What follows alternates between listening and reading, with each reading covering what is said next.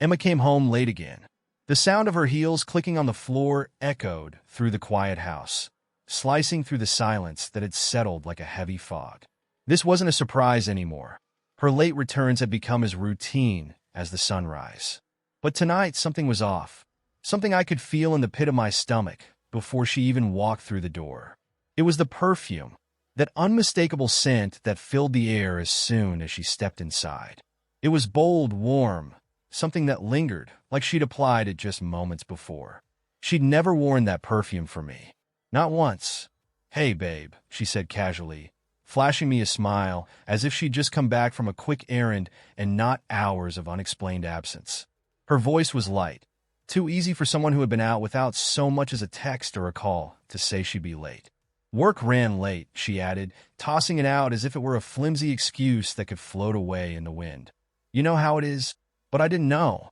Emma was an attorney, sure, but even lawyers have schedules, and tonight she was supposed to be home for dinner. I glanced at the clock on the wall. 12:15 a.m. The plate of pasta I'd made hours ago sat untouched on the dining table. Now a cold, sticky mess that looked as tired as I felt. This wasn't the first time she'd come home late, but tonight was different. Lately, it seemed like there was something pulling her away. Something more than work. Or maybe it was someone. Yeah, sure. I mumbled, my tone clipped as I tried to focus on my phone, pretending to scroll aimlessly. But I was watching her from the corner of my eye, studying every movement, every expression. She set her bag on the counter, her fingers lingering on her phone, holding onto it like it was a lifeline. That was new too. Normally, she'd be tossing it down without a care, but now, it felt like she was guarding it. It was a red flag, another one, in a series that had been stacking up these past few months. I used to joke that Emma would sooner leave the house without her wallet than her phone, but that didn't feel funny anymore. She slipped off her heels, sighing as if she were relieved to finally be home, and without another word, headed for the bathroom.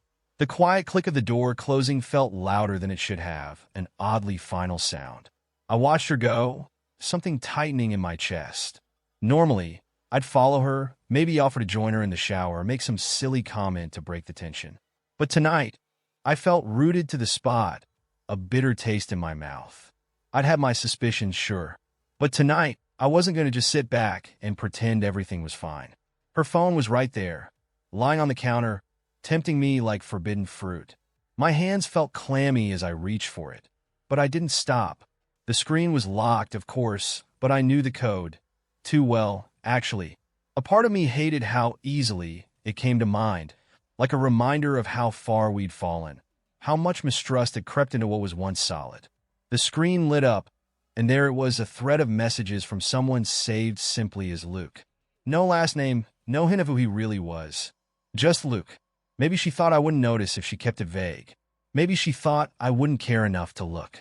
But there I was, scrolling through every word, every message. Each line felt like a punch to the gut, knocking the wind out of me. "Missed you today. Can't wait to see you this weekend." I gritted my teeth, my grip tightening around the phone until my knuckles turned white. The weekend? She'd told me she was going to her friend's place for a girl's getaway, something she'd barely been able to look me in the eye about when she'd mentioned it. My heart hammered as I scrolled down, catching phrases that made my stomach churn. "Can't stop thinking about you. I'll bring the wine. You bring that smile of yours, winky face." That smile. The one she hadn't given me in months. The bathroom door creaked open, and I jumped, nearly dropping the phone. I placed it back on the counter as if it burned my hand, my pulse pounding in my ears. She stepped out, wrapped in a towel, her hair damp and hanging over her shoulders. She looked at me, a small, unreadable smile on her lips, as if she hadn't just shattered everything we had with one string of messages. She walked over and sat next to me on the couch, her bare shoulder brushing against mine, her phone in her hand, the same phone that had just betrayed her secrets. For a moment, I felt a rush of anger, a raw, burning need to confront her, to lay it all out and demand answers. But when I opened my mouth, the words stuck in my throat, tangled in a fear I hadn't felt before. The fear of hearing her lie to my face. The fear that I'd lost her completely. She scrolled through her phone casually, not even looking up, probably deleting those texts from Luke right in front of me, like I was too clueless to notice. And for a second, I almost said it. I almost let the words slip, let the dam break. But I swallowed them down, letting them knot up inside me, a storm waiting to be unleashed. Not yet. Instead, I just watched her, really watched her. I studied her like I was seeing her for the first time. Her casual posture on the couch, the faint smudge of mascara under her eyes, the way her thumb moved over her phone screen with a focus that seemed reserved for anyone but me. "Long day?" she asked, not even bothering to look up, her voice laced with a hint of exhaustion, though it felt rehearsed. "Yeah," I replied, barely managing to keep the edge out of my voice. "You? Ugh, the worst," she sighed, rolling her eyes for effect. "That new case is killing me." The words came out smooth, easy, like they were lines she'd practiced over and over. Too smooth, too easy. I didn't trust myself to say anything more, so I just nodded, letting the silence settle between us. My throat felt tight, as if every word would crack, would expose the chaos brewing inside. My mind was a mess of questions, each one darker than the last. Who was this guy? How long had he been lurking in our lives, entwined with my wife's secrets? Had she ever thought about telling me the truth? I could feel the anger bubbling up, but I swallowed it down. Instead, I muttered something about heading to bed, forcing my legs to move toward the bedroom while she stayed on the couch, her attention glued to that damn phone. Once I was in bed, lying in the dark, the ceiling became my silent companion, bearing the weight of my gaze as my thoughts spiraled. How did I get here? How did my life twist into this mess of lies and late nights? You think you know someone after 10 years. You think you can trust them, build a life together, share dreams and secrets. But now, everything felt fragile, like one wrong word would shatter it all. My marriage, my future, my very sense of who I was, it was all hanging by a thread. And Emma? She was just out there in the living room, scrolling through her phone, acting like nothing was wrong. It was almost laughable in a twisted, sick way. Then I heard her footsteps. They were soft at first, growing louder as she padded down the hallway. Her phone buzzed faintly in her hand with new notifications. And in that moment, something shifted inside me.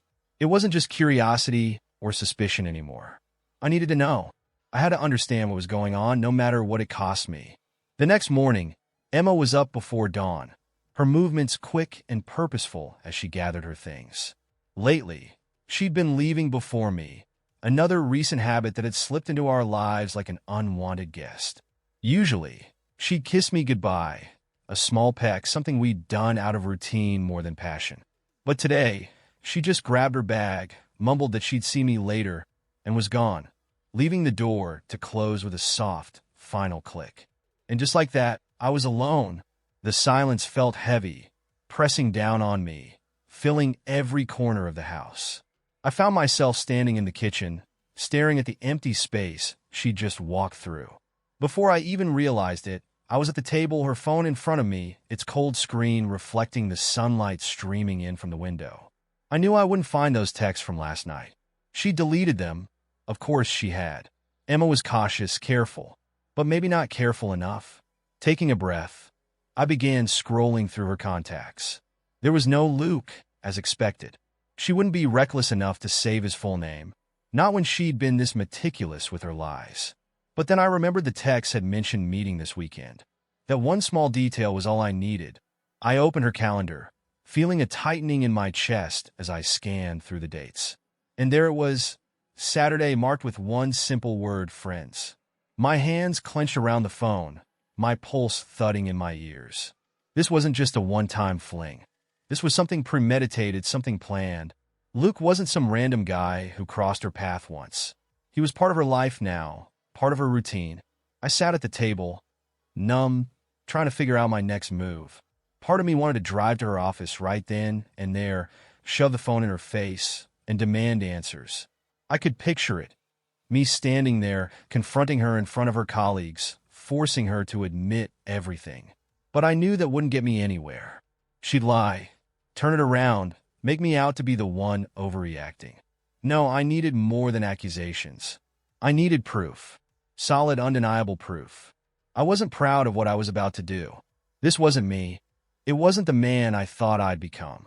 But this wasn't the life I thought I'd be living either. So, I steeled myself, clenching my jaw, and began putting together a plan.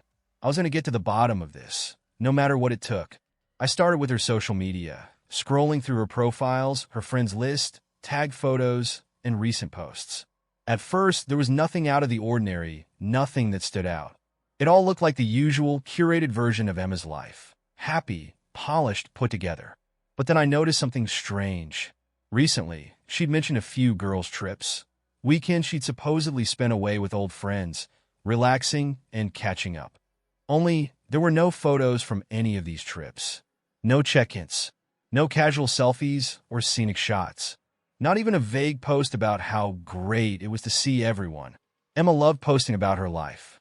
She'd share every vacation, every outing, every small detail. Her social media was like a scrapbook, filled with memories she carefully documented and displayed for the world to see. But these trips, they were different. It was like they'd been wiped from existence. Or worse, maybe they'd never happen at all. A cold realization washed over me. I remembered that she had an old tablet, one she rarely used anymore, but kept for travel or the occasional email. It had probably slipped her mind that it was still synced to her accounts. If she'd been careful on her phone, maybe she hadn't thought to clear out this one device. I found it stashed in a drawer, coated with a thin layer of dust, and powered it up, my pulse quickening with a mixture of dread and hope. The screen flickered to life, and there it was, a full archive of her texts and emails, stretching back months. She hadn't bothered to clear this one out. The messages were all there, unfiltered, untouched. I started scrolling, eyes darting over each message, looking for anything that stood out. And that's when I found it. The first message from Luke was from about 6 months ago. Nothing alarming at first, just a casual exchange about work, something to do with a case she'd been handling. But as I scrolled down, the tone shifted. The conversations grew more personal, the words a little warmer, a little less guarded. And then came the photos. The pictures weren't explicit, not at first. Just a few selfies she'd taken, nothing scandalous, nothing that would raise eyebrows on their own. But there was something in her expression, in the way she angled the camera, the way her smile softened as she looked into the lens. It wasn't the smile she gave me. It was the kind of smile that spoke volumes, a look filled with excitement, intrigue, something unspoken and undeniable.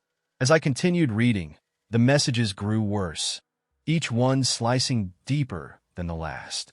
Mentions of late-night meetups, hotel reservations, inside jokes I couldn't decipher. It was all right there, staring back at me like a slap I hadn't seen coming. And then, like the final twist of the knife, I saw the most recent message, dated just a few days ago. Luke had sent a confirmation for their weekend plans. The same weekend she'd told me would be another girls' trip. His message was casual, almost playful, asking if she was still up for round 2. And Emma's reply? A simple "can't wait." It felt like a punch to the gut. I couldn't breathe, couldn't think. All I could do was sit there, staring at the screen, trying to make sense of the fact that my wife, the woman I had thought I'd grow old with, was planning her next affair while looking me in the eye, lying to my face. I sat there in silence, feeling the weight of betrayal settle over me like a heavy blanket, suffocating and relentless. The rest of the day drifted by in a fog, my mind replaying every word, every message, every detail I'd uncovered. I couldn't focus on anything else. Part of me wanted to believe that maybe, just maybe, this was all some misunderstanding, that there was some other explanation I hadn't considered. But the truth was staring me down, impossible to ignore. Even though I knew I'd seen enough, I found myself digging deeper, combing through every last piece of information I could find. I went through old texts, emails, even her browser history, scouring each line for some clue I might have missed. And as I dug, I found more messages, more details about Emma and Luke, about the secret world they'd built together right under my nose. Apparently, they'd been seeing each other for months, meeting up whenever I was out of town or tied up with work. They had a system, a routine, perfected to the point where I'd never suspected a thing. It wasn't just the physical betrayal that hurt. It was everything else. The lies, the deception, the countless nights we'd spent together while she was secretly texting him, making plans that didn't include me.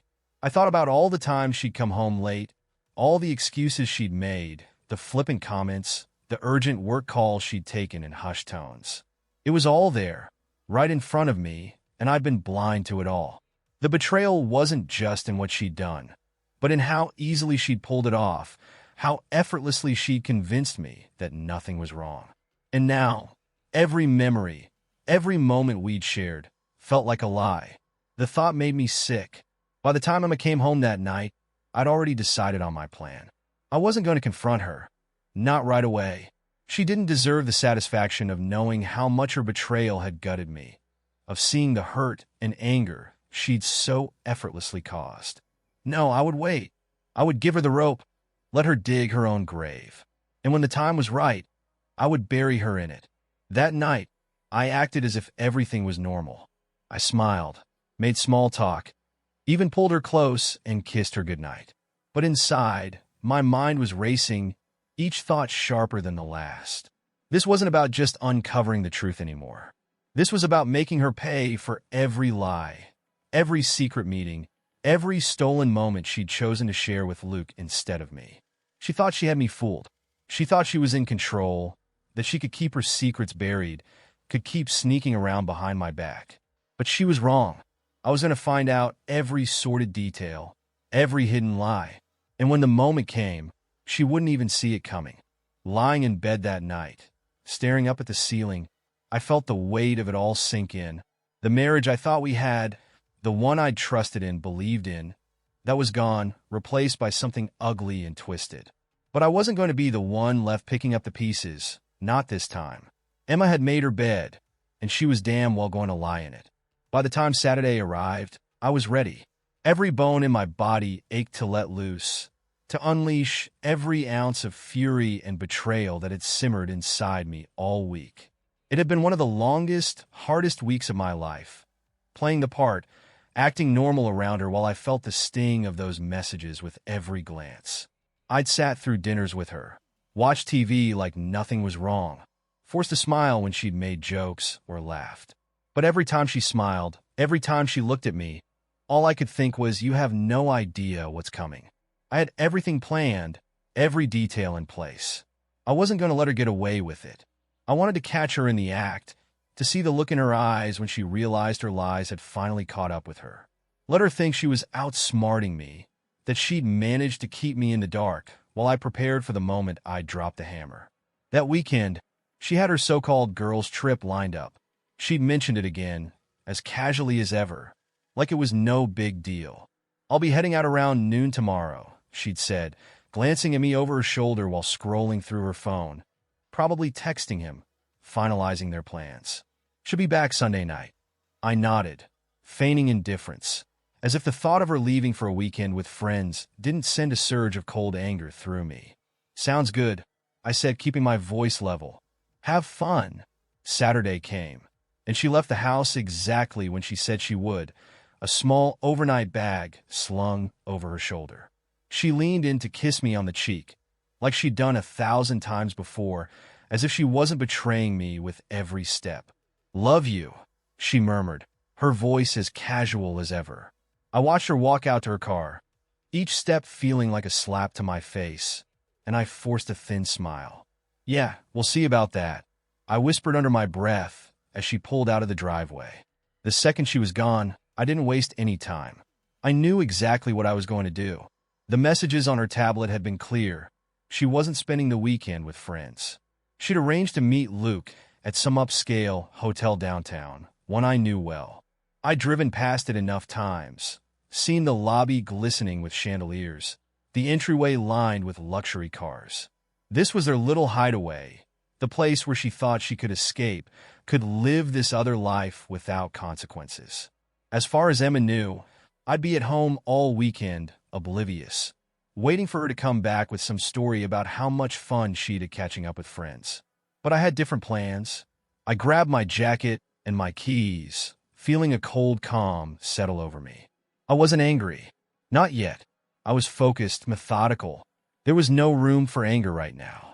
Anger would come later, when I had the proof, when I could finally throw it all in her face.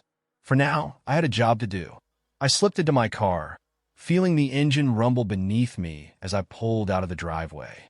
The plan was simple. Find her, catch her with him, and bring this entire charade crashing down around her. She thought she'd fooled me. She thought I'd stay blind, content, waiting for her to come home. But by the end of this weekend, she'd know exactly how wrong she'd been. I drove straight to the hotel, my hands gripping the wheel as the city blurred past. It wasn't far, just on the other side of town. The drive felt endless, though, with nothing but the quiet hum of the engine and the beat of my pulse filling the silence. My mind buzzed, running over every detail I'd pieced together, every lie she'd told, every excuse that now felt so hollow. I wasn't about to let her walk away from this without facing what she'd done. When I finally pulled up, I parked a block away, out of sight. Not that it mattered. I doubted she'd be looking out for me.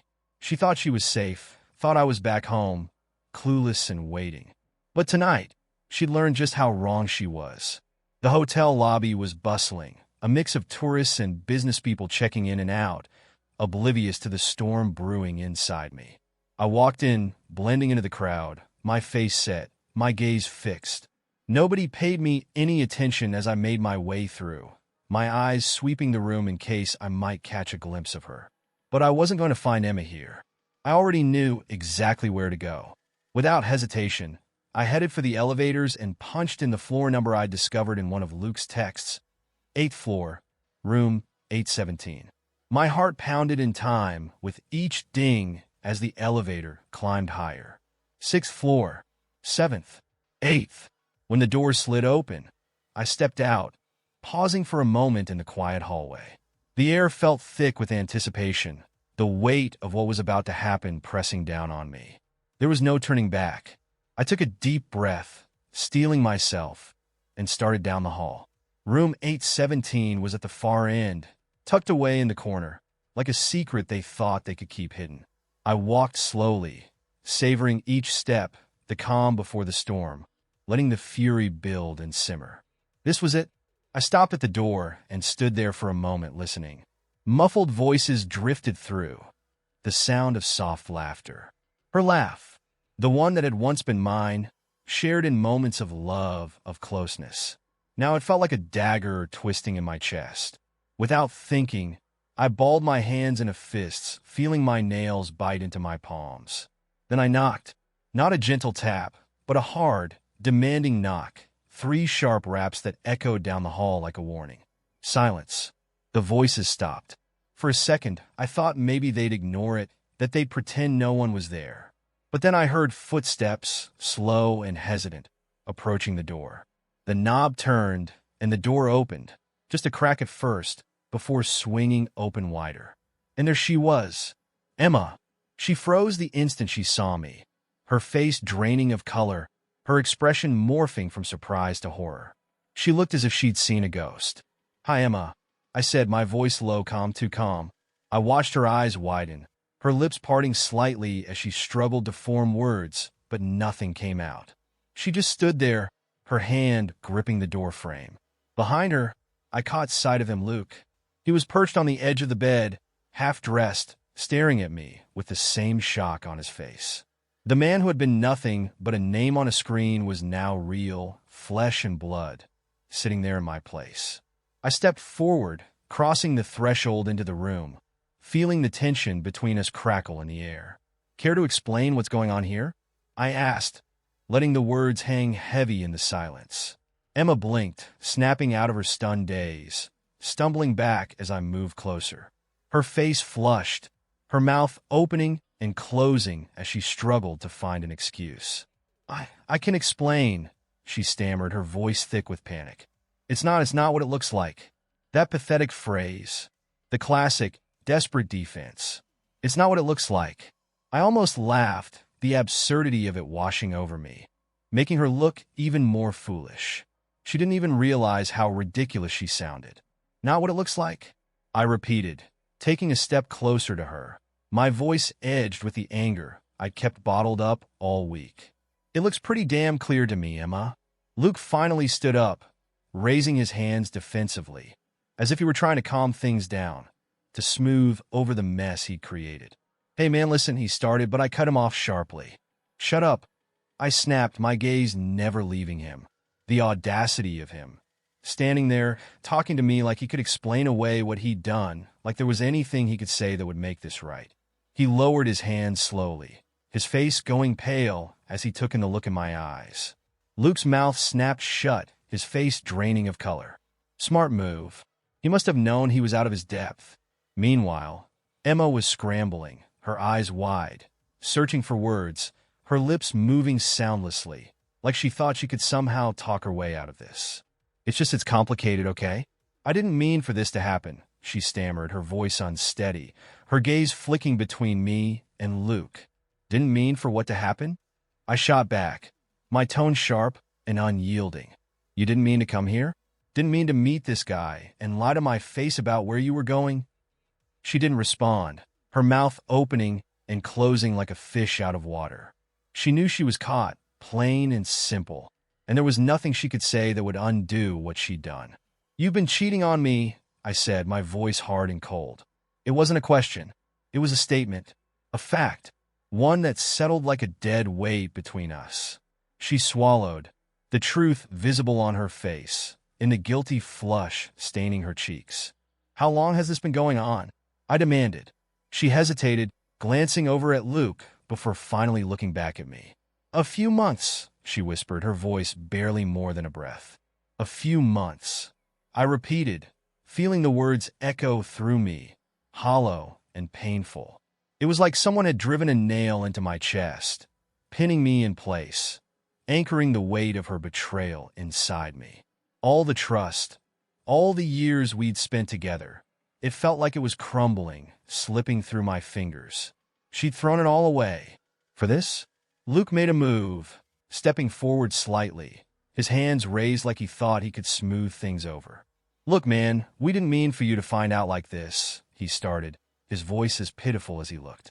I rounded on him before he could finish. You think I give a damn how I found out? I shouted, the words bouncing off the walls, raw and furious. He took a step back, his hand still raised like he was afraid I'd swing at him. I don't care about your excuses. You knew she was married. You knew she had a husband, and you didn't care. I said, each word a pointed accusation, a truth he couldn't run from. Please, let's just talk about this. Emma cut in, stepping between us, her voice choked with desperation. We can fix this. I didn't mean for it to go this far, she added, her eyes glistening with tears. I could barely see straight, the anger boiling up, clouding my vision. Didn't mean for it to go this far? I repeated, my tone thick with disbelief. You've been sneaking around with him behind my back for months, Emma. What part of that didn't you mean? She was crying now, her face flushed and wet, her tears streaming down her cheeks as she tried to choke out an apology. I'm sorry, she whispered, her voice barely audible. I'm so sorry, but it was too late for that. Way too late. I trusted you, I said, my voice shaking, each word sharp and bitter. I gave you everything, and this is what you do. You throw it all away for him? I pointed at Luke, who stood frozen, his gaze locked on the floor, looking for all the world like a scolded child. She sobbed, her shoulders trembling, her hand reaching out toward me, but I recoiled, pulling away from her touch. Please, we can work this out, she pleaded, her voice thick with desperation. It doesn't have to end like this. I laughed, a cold, empty sound, one that held no humor. Work this out? Are you serious? I said, the words dripping with sarcasm. You think we can just work this out like it's some little misunderstanding? She wiped at her tears, her lips trembling as she struggled to find the right words. I never stopped loving you, she whispered, her voice breaking. That did it. That was the final straw. You've got a funny way of showing it, I spat, shaking my head in disgust. I turned toward the door, not sparing her another glance. But don't worry, I'll fix this. I'll fix this for both of us. She moved toward me, reaching out to grab my arm as I reached for the door. Please don't leave. We can talk about this. We can fix this. I know we can. I pull my arm free, my voice cold and final. There's nothing left to talk about, Emma. I'll be filing for divorce on Monday. You can explain yourself to a lawyer. Without another word, I walked out, leaving her standing there, tears streaking down her face, while Luke stood silently by, too ashamed to look me in the eye. As I left that hotel room, one thing was painfully clear. My life had changed forever, and there was no going back. The chapter I'd once thought would last a lifetime was over, shattered beyond repair. But Emma? She was about to learn just how much damage she'd really done. I didn't go straight home. My mind was racing too fast, my blood still boiling, too furious to just sit alone in that house. So I drove, letting the city lights blur past as I gripped the wheel, trying to calm the storm raging inside me. But the longer I drove, the angrier I became. This wasn't just about the cheating anymore. It was the humiliation, the betrayal, the feeling that I'd been played for a fool. I had given her everything. I'd built a life with Emma, trusted her with my heart, my home, my future. And this was how she repaid me, by tearing it all apart for some fleeting thrill. By the time I pulled into my driveway, the anger had crystallized into something sharp and focused. A plan had already begun to take shape in my mind, each detail growing clearer as I went over it again and again. She wasn't going to walk away from this unscathed. She'd already destroyed our marriage, ripped apart the life we'd built together, and now I was going to make sure she felt the full weight of her actions. The house was quiet when I stepped inside, and a hollow emptiness settled over me. Of course, it was silent. She wasn't here. She was still with him, probably still in that hotel room, sobbing, begging him for reassurance, maybe even telling him how sorry she was. But I knew one thing with certainty. She wasn't sorry enough to come home and face what she'd done. And I wasn't about to forgive her. Not now, not ever. I headed straight for the bedroom, my movements purposeful, driven. I yanked open the closet and pulled out a suitcase, my mind numb with determination. But I wasn't packing for me. This was for Emma. Clothes, shoes, anything and everything that had her name on it. I threw it all in without hesitation, not caring how the pieces of her life scattered and tumbled into the suitcase. There was no turning back now. She'd lost her place here. Then I made the next move. I picked up my phone and dialed my lawyer's number. I'd known Caroline for years. She'd handled some tough cases for me back when I'd run into legal issues with the business, and she was someone I trusted implicitly. Caroline was known for being ruthless in court, for never leaving loose ends. She picked up after a few rings, and I wasted no time, explaining everything I'd found. The texts, the confrontation at the hotel, the betrayal that had split my life in two. When I finished, she was silent for a moment, considering her response. "This is a clean-cut case of adultery," she finally said, her voice steady, professional. "We'll have no problem filing for divorce.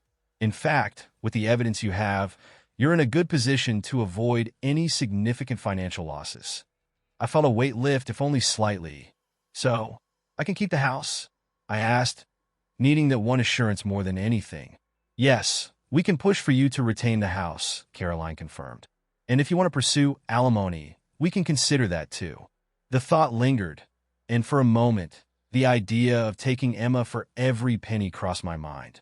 She'd been making more than me for years now, her high-profile job at the law firm bringing in enough to fund her lavish spending. I could have demanded alimony, taken her to the cleaners, but that wasn't what I wanted. "No alimony," I said firmly.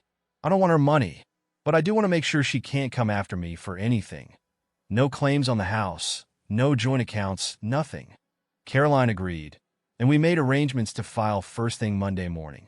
It was late on Saturday night, and I knew Emma wouldn't be back until Sunday evening, her so-called girls' trip conveniently ending just in time for her to slip back into her life as if nothing had happened.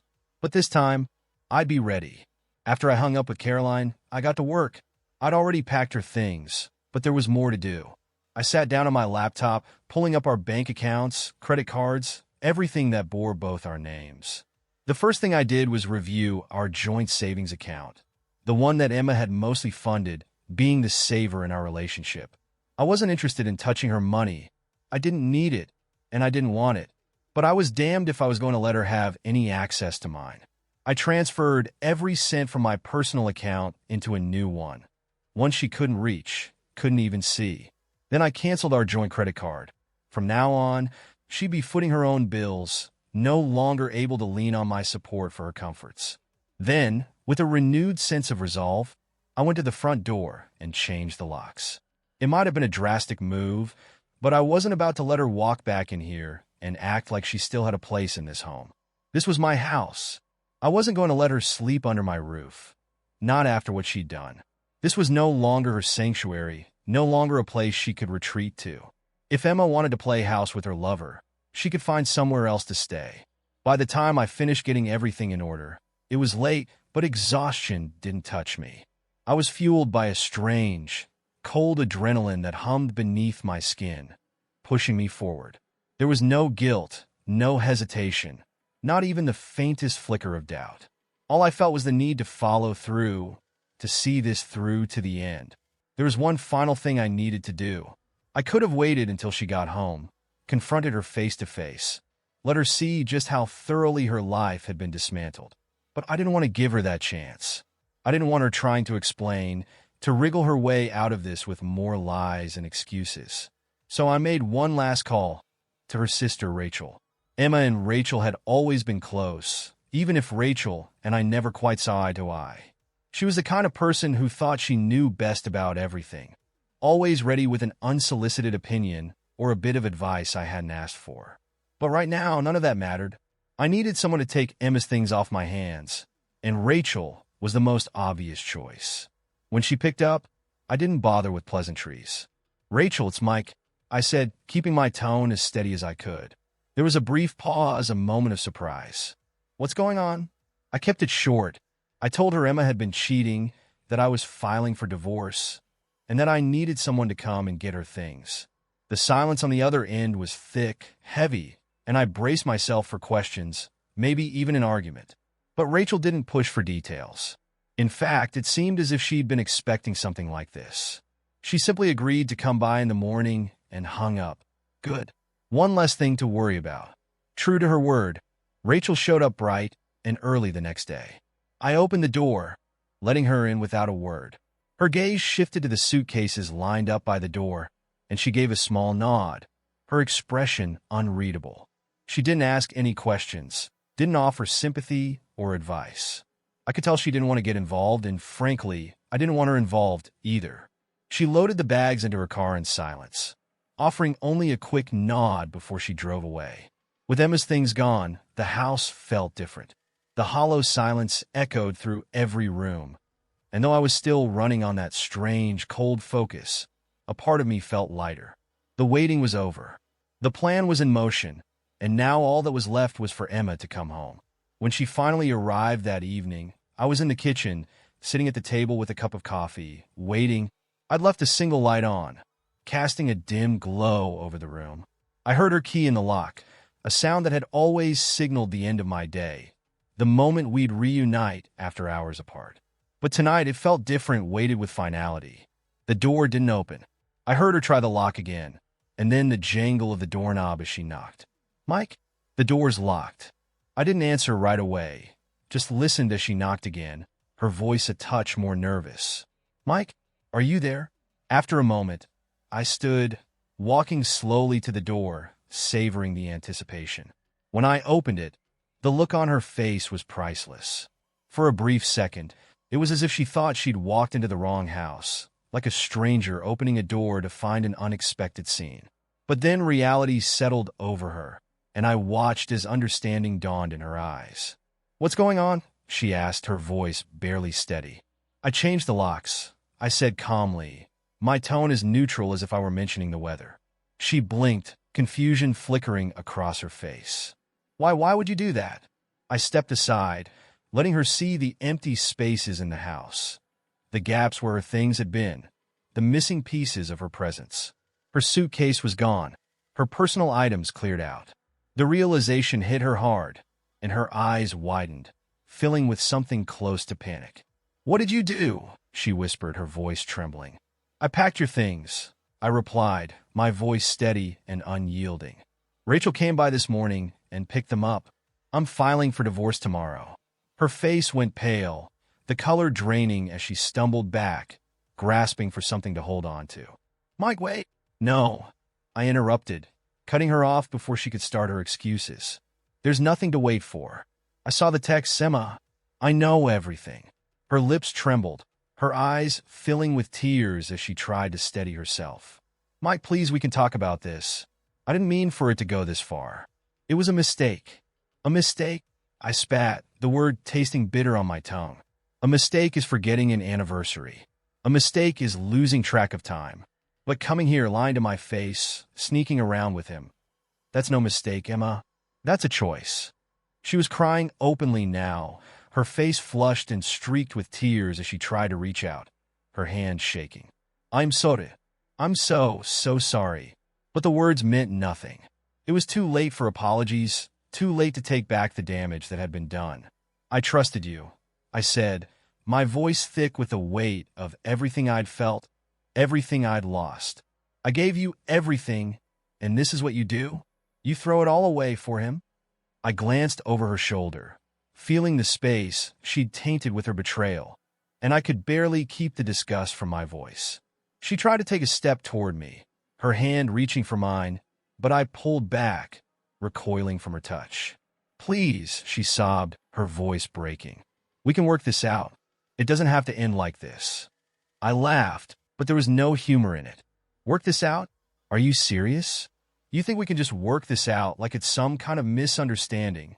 I shook my head, feeling the finality settle over me like a shroud.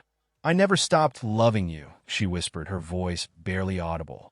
You got a funny way of showing it, I replied coldly, turning toward the door. But I paused, meeting her gaze one last time. Don't worry, I'll fix this. I'll fix it for both of us. She tried to follow me, her hand gripping my arm as I reached for the door. Please don't leave. We can talk about this. I wrenched my arm free, my voice final and unyielding. There's nothing left to talk about, Emma. I'll be filing for divorce first thing tomorrow. You can explain yourself to a lawyer. And with that, I walked out, leaving her standing there, her sobs echoing in the empty house, alone with the wreckage of what she destroyed. As I closed the door behind me, a strange sense of clarity washed over me. My life had been forever changed, and there was no going back. Thank you for joining us for this touching journey of love, betrayal, and redemption. We hope it resonated with you, even brought a little inspiration.